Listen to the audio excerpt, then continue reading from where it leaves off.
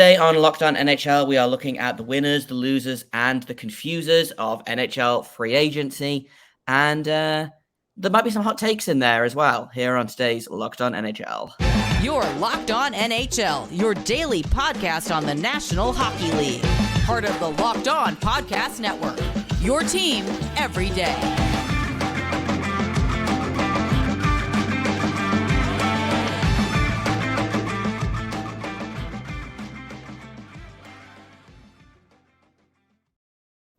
Hello and welcome to Locked On NHL, a Thursday edition. Do not adjust your radio. This is a new person on the broadcast. Two new people, actually. I'm Jay Forster, host of Locked On Blue Jackets, joined by Hunter Hodies of Locked On Penguins, and we're going to be taking the reins here for the Thursday edition of Locked On NHL for the foreseeable future. Before we get started, I want to thank everyone for making this your first listen of the day every day. Locked On NHL is free and available on all podcast platforms, on YouTube, and also on SiriusXM. Today, we're going to be talking about free agency. Like I said at the top of the show, there's some teams that are winning, there's some teams that are losing, and there are some teams that are making Hunter and I say, what the heck are you even doing? So let's jump right into it. How's it going, Hunter? I'm good. Thank you for, I shouldn't say thank you for having me. We both are co-hosting the show. My usual hosting duties came out right there when I have a guest on. But yeah, I'm really excited to be doing this with you. This is going to be a lot of fun.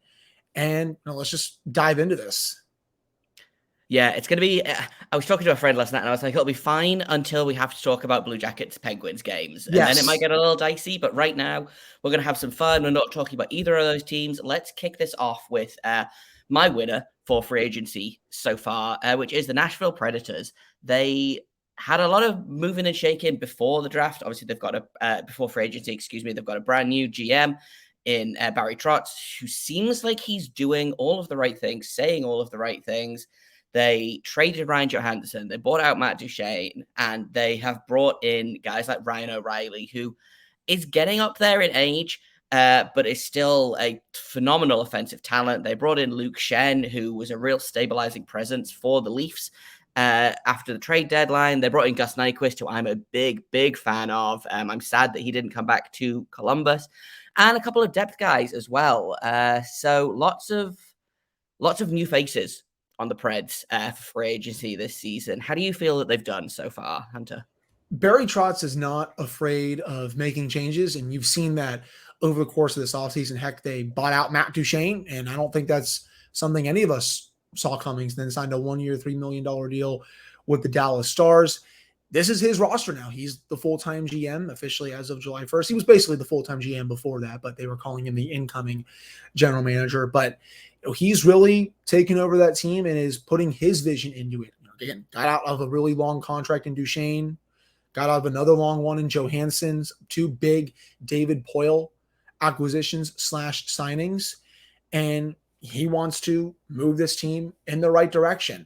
I'll be curious to see what happens with UC Saros. Has 2 more years left at $5 million per season. He's probably going to get a massive number once he is ready to be extended. And I don't think that's going to happen this season. It's probably going to happen next season if there is an extension, maybe after that. But I like the O'Reilly deal. He's still kicking pretty nicely. Luke Schenn is also at a decent number. I think they could still be involved in the trade market as well. There are rumors that they were going after Evgeny Kuznetsov in Washington.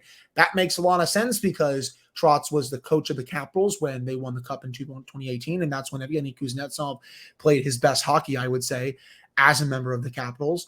But I've also really liked what they've done as well. I mean, I'm curious to see how they are next year. I don't think they're a playoff team right now, but I don't think it's going to be long until Trotz has them in the playoffs.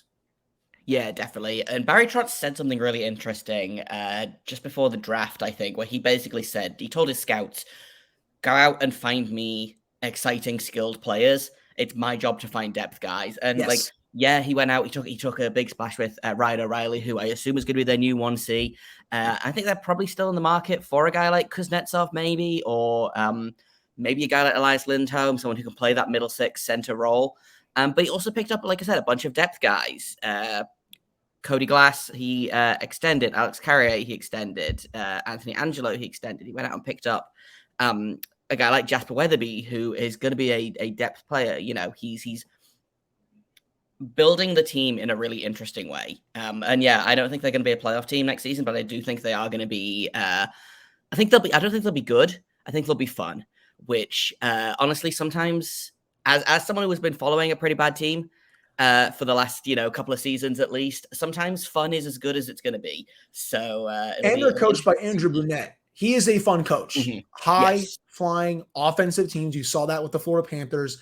I don't think you're going to see it to that kind of degree with the Predators, but they're going to score, I think, a bit more under Brunette than they did under Hines. I wasn't too big of a fan of the way Trotz handled that. I thought if you were going to get rid of Hines, you should have just done it a lot sooner. I think they just strung him along a little too long, but they got Brunette, who was their guy, and he should have them playing more entertaining hockey is the way to look at it for this upcoming season. Yeah, definitely. I'm a big Brunette fan. He was a guy that I had my eye on for the Blue Jackets head coach position. Kind of sad that didn't happen, but I think the Preds are going to be a better team with Brunette. But let's talk about your winner for free agency, because it is in fact Andrew Brunette's old team, if I am not mistaken. Yes, he was an assistant there under Lindy Ruff, but I think the biggest winner from free agency is a team that honestly didn't have to do a lot of signings outside of some of their own guys, and that's the New Jersey Devils. They did a lot of really nice, shrewd business, locking up Timo Meier at an $8.8 million per year rate over 8 years. Timo Meier, despite not producing as much in the playoffs as some people expected him to, he was awesome this season, ranked in the 99th percentile for 5-on-5 even strength offense, 88th percentile for 5-on-5 goals per 60 minutes, 78th percentile for 5-on-5 even strength defense. This dude is awesome. He basically took a discount to return to the Devils. He should be getting well over $9 million per. Dougie Hamilton is the only player actually that's making $9 million per or more on the Devils. You look at a lot of their other deals.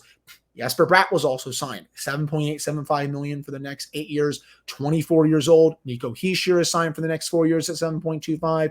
You have Palat there, who's a little bit older, but he's still kicking. They just traded for Tyler Toffoli, which I think is a great acquisition. They didn't really have to give up anything for him outside of Igor Serengovich and a draft pick. And this guy was awesome this past season. Over 30 goals for the Flames. I don't know if he's going to produce those kind of numbers this year because he's a bit older now and he had one heck of a year, but for someone who can play in your top six, he'll probably give you at least 20, 25 goals. I really like that move by the Devils.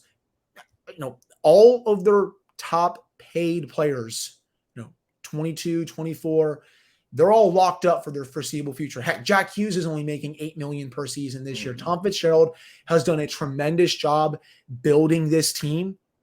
John Marino is there for the foreseeable future, which hurts me. Jonas Siegenthaler has been great for them. We already talked about Hamilton. In goal, I think that's probably their biggest question with Schmid and Vanacek. Are they going to go into the season with that tandem? Or are they maybe going to go out and trade for someone like a Connor Hellebuck, who has one more year left on his contract at $6 million per season? That's going to be the big question. Vanacek was not bad this past season. I believe the save percentage was about 9-11. But Schmid in the playoffs really showed that he is the future of that position for the Devils. Came in when the Devils were down 0-2 against the Rangers, did not look back. Struggled a little bit, I would say, against the Hurricanes, but the Hurricanes are a different opponent than the Rangers. But Tom Fitzgerald has this team ready to be a Stanley Cup contender as soon as the season. I think they're the best team in the Metropolitan Division. Didn't have to do too much. They sent Severson out to Columbus, got a fine return back. But overall, with the way he has built the team over the past few seasons, including this one, it's hard not to like this team heading into next season. Yeah, definitely.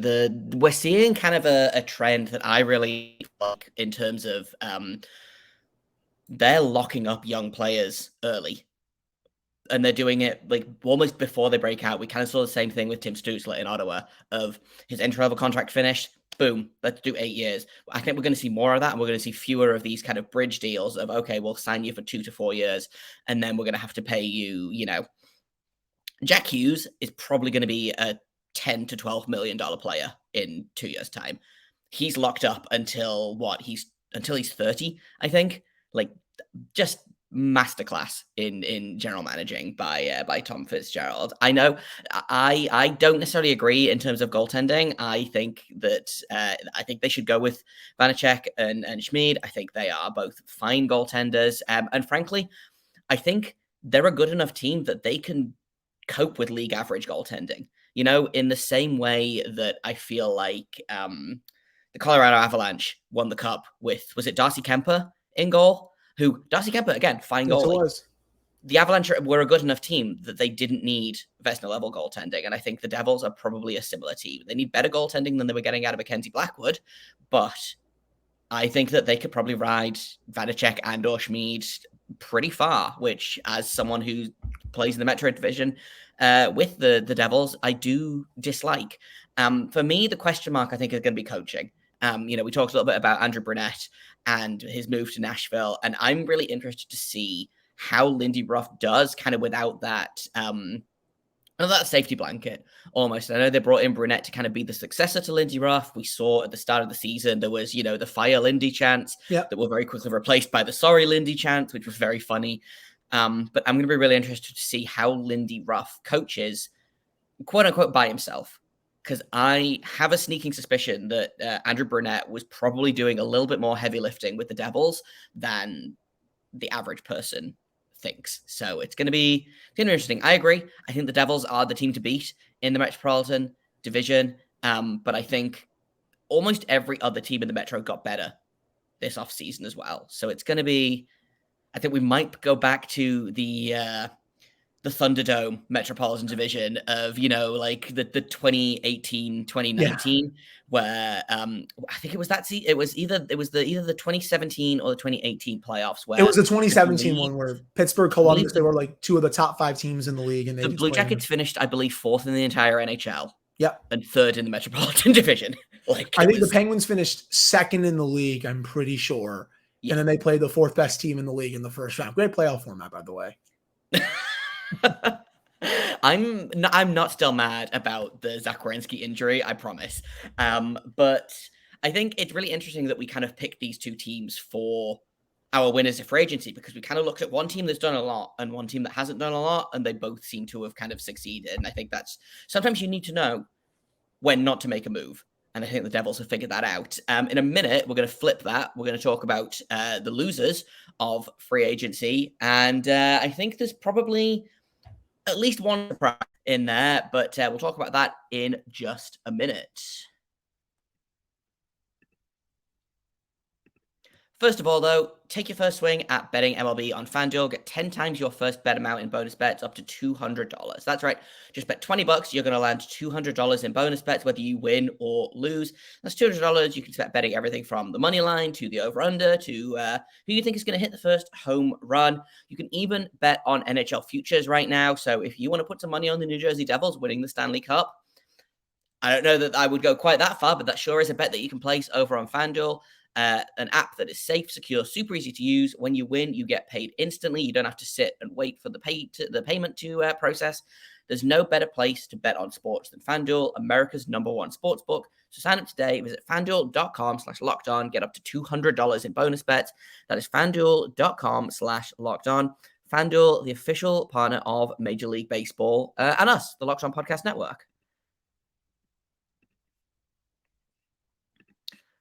Okay, Hunter, let's talk about some losers of free agency. And I think your suggestion for loser is one that I agree with, but I think one that will kind of make people be like, oh, really? So let's talk about your loser of free agency so far. Man, Jay, I'm not crazy about the Bruins heading into this upcoming season. I do like the Morgan Geekie signing, definitely. I think he's going to provide them some really good value over these next couple of years, but right now, they don't know if Patrice Bergeron or David Krejci are coming back. Their top 2 centers going into next season right now are what?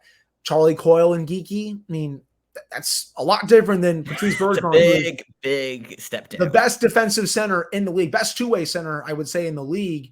And David Krejci, who was also awesome for the Bruins this past season. Obviously, you're going to get a lot of goals from David Pastrnak, and points, I should say. You're going to get a lot of goals and points from Brad Marchand. Charlie McAvoy is awesome. Hampus Lindholm is great. Allmark is still there. Swayman's going to get a contract as well. But the biggest thing is are the Bruins going to be able to afford both of those goalies? They just won the Jennings Trophy this past season, and they are still in salary cap hell right now. That's the thing. They had to trade Taylor Hall to Chicago for basically nothing, a player who can give you, at least 15 goals a season, usually 20 plus goals a season, and they're still in salary cap trouble right now. They brought Milan Lucic in for the vibes. Okay, cool. You get to relive your glory days of 2011. And he seemed like really excited to go back to Boston. So that's kind of cool.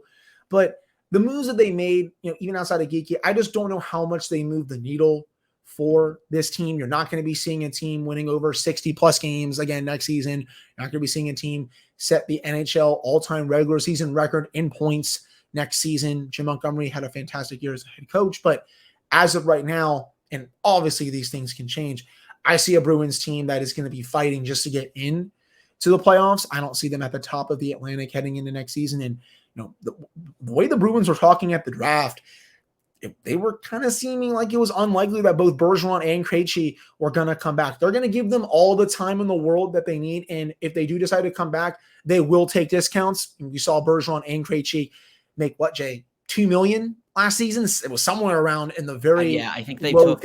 I want to say 1.5 million each, which for Patrice Bergeron is phenomenal value.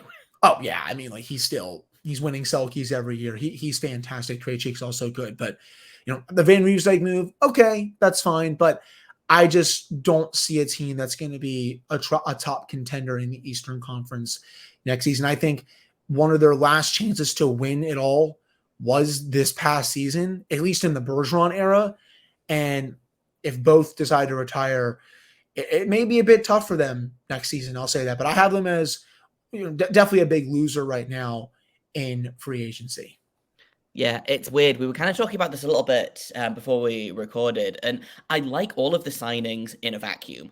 I like the Geeky signing. I like the Van Riemsdyk signing. I like the Kevin Shattenkirk signing. The Milan Lucic signing, fine, whatever. Like you said, they do it for the vibes. I respect that.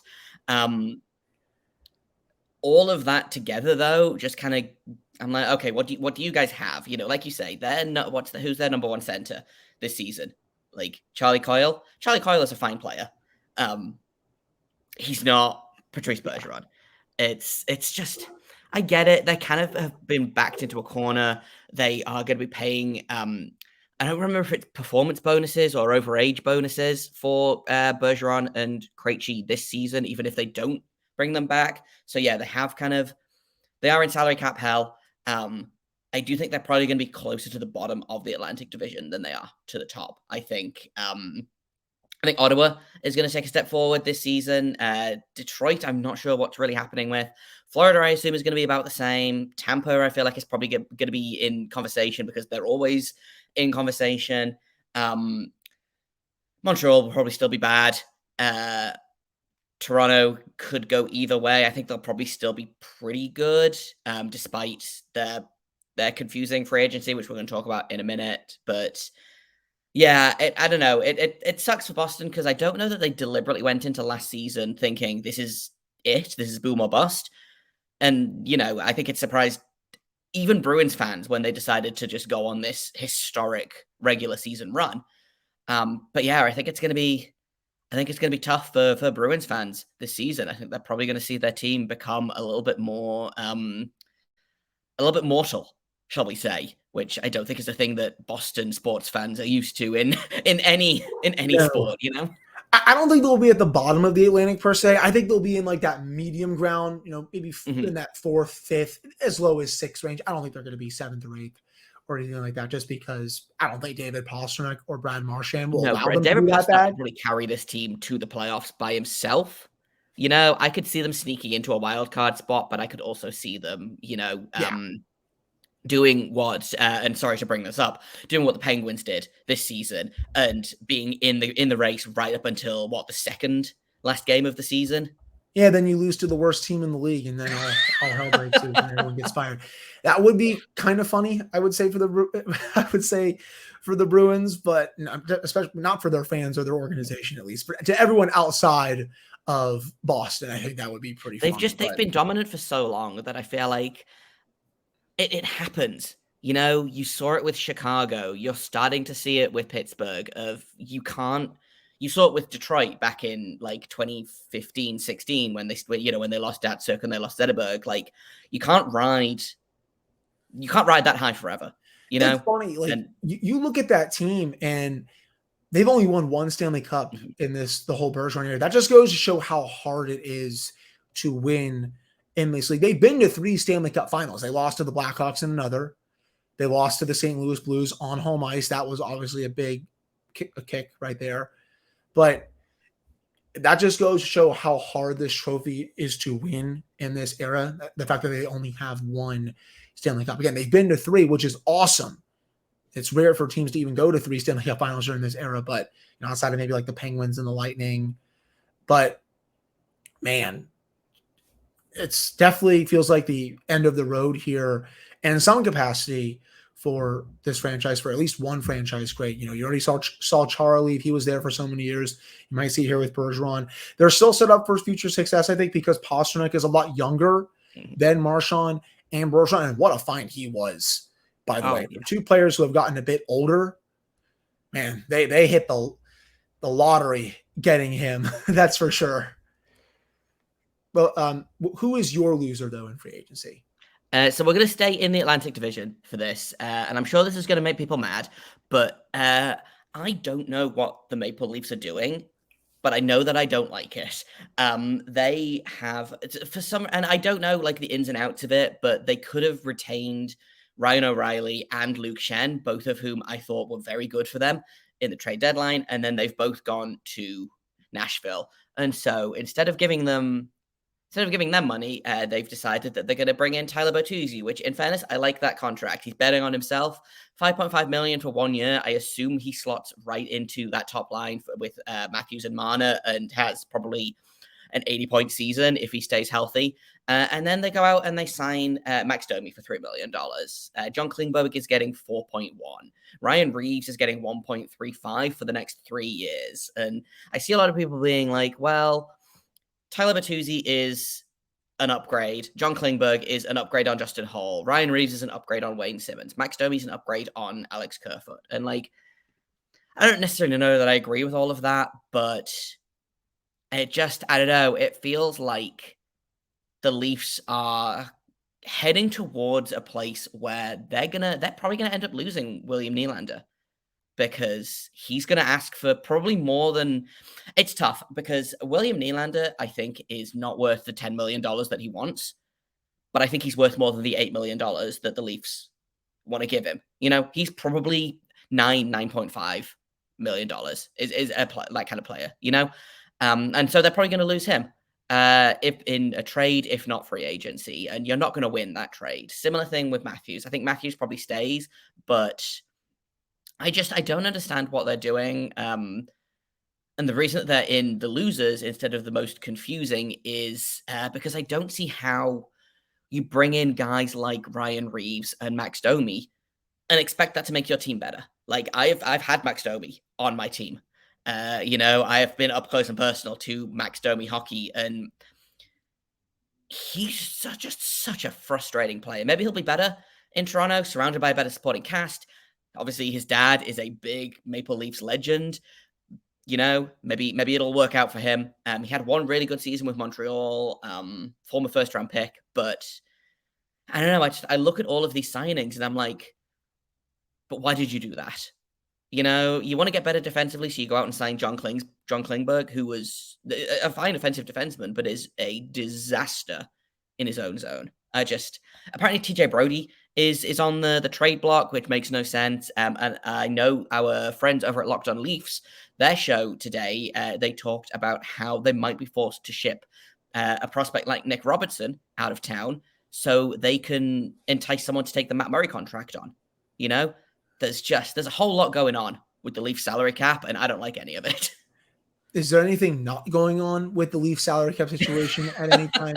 That's the main question we should be asking. I honestly don't mind the Domi signing as much. He had 3 goals and 13 points in 19 playoff games. He was good for the Stars when it counted, and I think he's going to really love being a Leaf. As you said, Maple Leafs legend, his dad, Ty Domi. And I think he's going to be someone who stays in Toronto for a while. Only signed a 1-year term, Jay, but the way he is posting about the Leafs on his social media feeds, he is ecstatic to be a Leaf. He even has, it was almost like a mini John Tavares-like photo where he's sleeping in his bed of all Maple Leaf stuff, and he's really excited to play for his former dad's team. The Tyler Bertuzzi one was interesting. I do like Bertuzzi at that value. I was kind of surprised he only signed a 1-year deal, but that's just kind of what you're seeing with the flat cap. I think you're going to see players sign bigger deals next year when the cap goes up 3 to 4 million or something like that. The Ryan Reeves contract is hilarious. I'll say that. 3 years.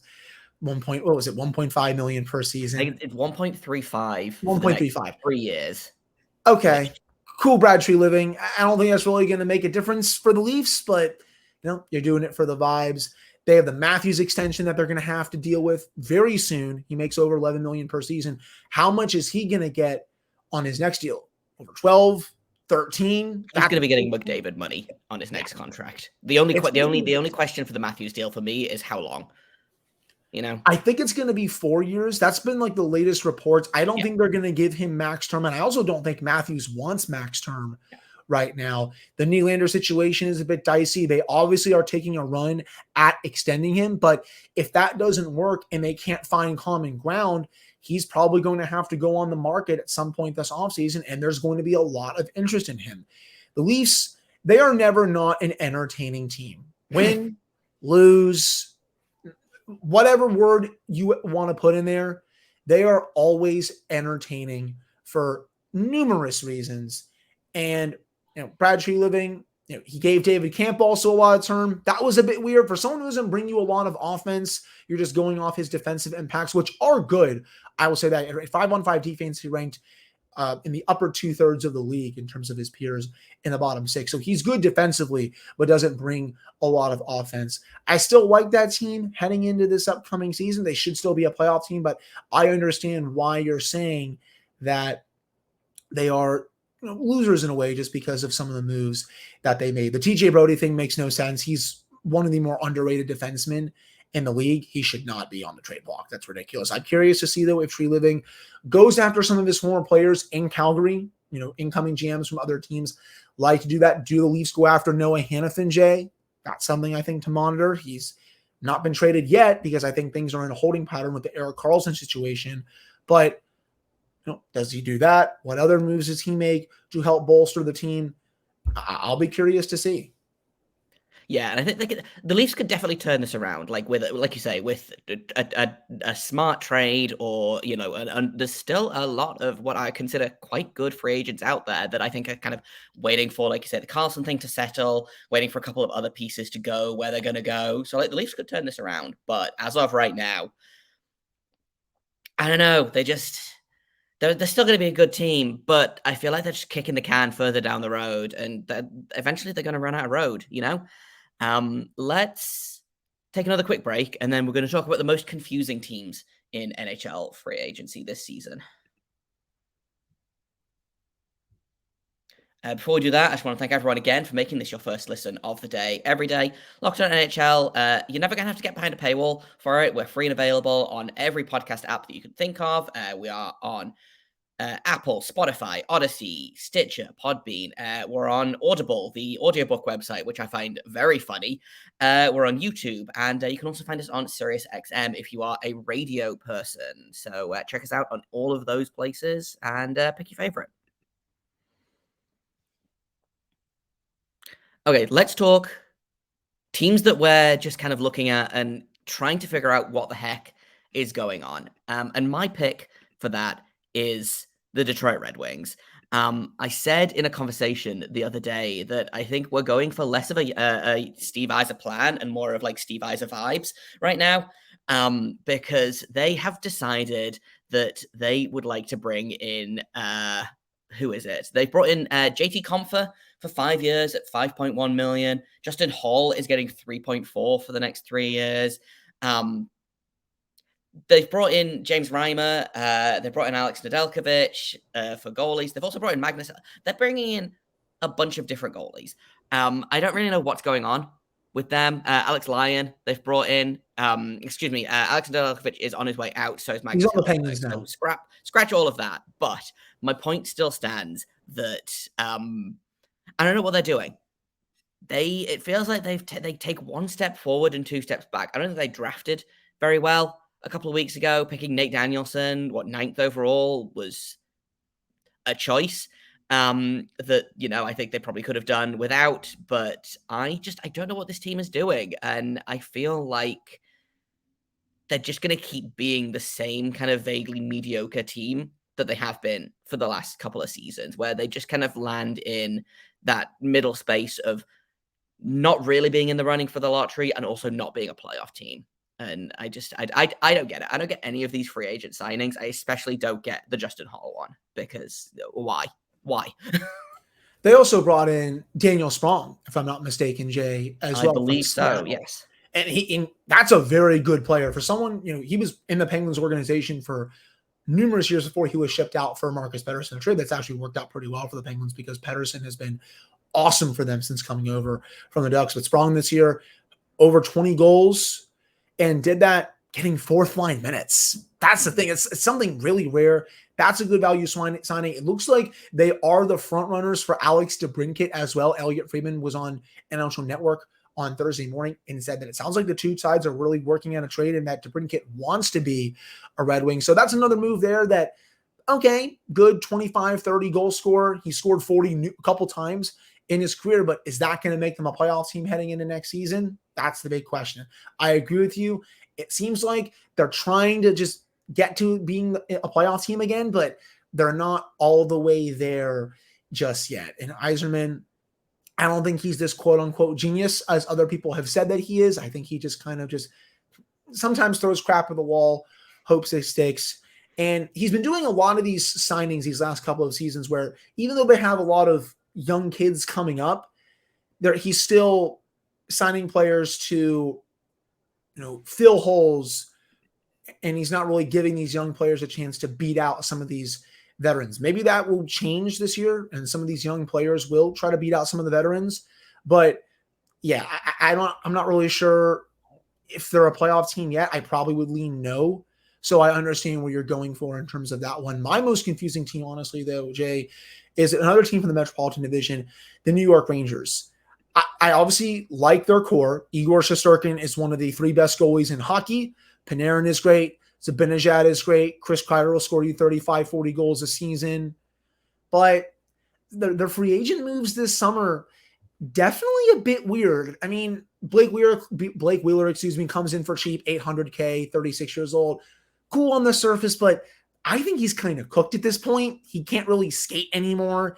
Can't even really turn on the ice, to be honest. He'll still give them some production, but man, I don't know about that one. You signed Nick Bonino, obviously Penguin legend here, coming from the Locked On Penguins show, but I don't really think he has much left in the tank at this point. Also, Tyler Pitlick, okay, sure. I like the Eric Gustafsson signing, at least for $825K for one season. But when I look at this team right now, I still see a team that I think at best they're the 3rd best team in the Metro, and they're still relying on their all-time goalie to just bail them out every single game, especially when their offense is not working. You saw that in the Devils series when the Devils adjusted to what the Rangers were doing.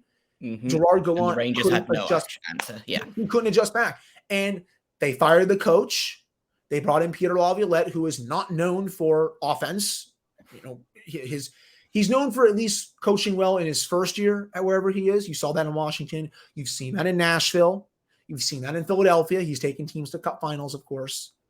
But after that, it goes downhill. So I'm just a bit skeptical about the Rangers heading into this upcoming season. Obviously, of course, Peter Laviolette won the Stanley Cup during his career as well. But I don't know.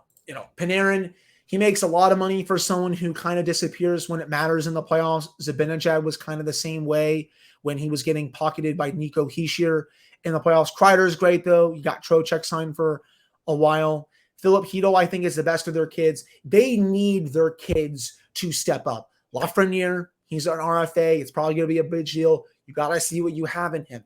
Keandre Miller. I would love for someone to offer sheet that guy, considering how good he is. But because GMs are so scared, you're not going to see it. But that's another player who I think is going to get offer sheeted. They have pieces on this team, but I kind of think Chris Drury is just also someone who is throwing crap at the wall and hoping it sticks because, they had one bad thing happen to them. And James Dolan, their owner, wakes up from his slumber every April or May and decides, I want to make all these changes to the team because I realized that, I own the Rangers as well as to owning the Knicks. But yeah, just a few free agency moves where I was just kind of like, really? And then also, Jay, Jonathan Quick. I mean, you're just hoping that Igor Shesterkin plays 60-plus games for you because Jonathan Quick, I don't think that it brings you too much value as a backup goalie at this point in his career. But just just really confused. I figured they would go for some younger players in free agency to surround some of their core players who are still really good. But Chris Drury decided not to do that. I don't know. Just kind of putting that out there. I'm just a little confused. That's all. Yeah, it feels like they're a team that think they're better than they are, and I feel like Igor Shesterkin is masking a lot of the the systemic issues with the Rangers. I'm surprised that they went big at the trade deadline. Obviously, they picked up Vladimir Tarasenko from the Blues. They picked up Patrick Kane from the Blackhawks. We don't know what's going to happen with Kane now. Obviously, he's out until, I think, at least December. He had the hip resurfacing surgery that Nick Backstrom did a couple of seasons, last off season. And obviously, we've seen him turn into a completely new player. So, maybe December rolls around. They think, hey, let's throw Kane a 1-year contract, see what happens. But I don't know. It's just, I look at all the players and I'm like, okay, I like the Gustafsson ad. I like the Blake Wheeler ad. I think $800K, even if he is old and washed, I think $800K for a guy that can still play center and That's guy fair. that will be a valuable veteran add to this locker room is not like I'm fine with throwing $800K at a guy like Blake Wheeler. I don't know. It's a flyer, it's a flyer. If it doesn't work, you can move on. But still, just going after a bunch of older 30-plus players is definitely just an interesting strategy for Chris Drury, especially after, he signed in Strocek last year, provided decent value after they lost Ryan Strome. But is he worth that massive contract that he got? That's also a question I have. Still, honestly, I just have a lot of questions about that team. Yeah, and you look at Barclay Goodrow is getting $3.6 million for the next 4 years. I don't understand the Rangers. I mean, it benefits both of us if the Rangers are not very good this season. But yeah, it feels to me like this is a team that is on the precipice of finding out. I think we're not allowed to say the full thing, but I feel like this is a team that's about to find out what they're made of. And I think what they're made of is mostly one very good goalie, one very good line, and a bunch of some guys. So yeah, one good line, another line and a half maybe, and then it's a bunch of stuff where it's like, okay, cool, whatever. Oh, I mean, I will say Adam Fox is one of the 3 best. Adam Fox is sick. Yeah, well, we'll allow Adam Fox to stay, but who do they have? Adam Fox and Keandre Miller are great. They're paying Jacob Trouba $8 million to try and decapitate guys on a nightly basis. It's a whole thing. Free agency is wild. It's weird, and I like the Penguins. I feel like haven't done a ton of they haven't really been movers and shakers. The Blue Jackets have yet to make a free agent signing. It's July 6th, and I believe they have re-signed one of their own RFAs. Since July 1st. So they are doing nothing. So it's kind of fun to look at what the other teams are doing and judge on high, because obviously the Blue Jackets had a pretty big pretty big free agency last season. This season, they kind of got everything out of the way beforehand. They're adding Provorov, they're adding Severson, Adam Fantilli, they're adding. So it feels like they're doing a lot of free agency adjacent stuff, but it's fun to look at what everyone else is doing. But I think that's kind of what we've got for today in terms of time. We are running a little bit long here. So I think we'll finish it up there. Thank you for listening to Locked On NHL. I've been Jay Forster. You can find me on Twitter at _Jacob Forster, JKOBFORSTER. You can find Locked On Blue Jackets at LO_Blue Jackets. Hunter, where can people find you and your show? You can follow me on Twitter at Hunter Hodies. The show's Twitter is at LO_Penguins. You can find the Locked On Penguins podcast wherever you get your podcasts. I think everyone in this fan base that listens / watches the show is just waiting to see what happens with Erik Karlsson, because that's probably holding up everything around the league right now. Yeah, so if you guys could either like trade for him or say no thank you, then everyone else can kind of get on with their days. But we're going to go and get on with our days here. Locked On NHL will be back tomorrow with Rachel Donner and Gil Martin. So make sure you tune in to those guys because we love them here on the Locked On Podcast Network. And we will see you next Thursday.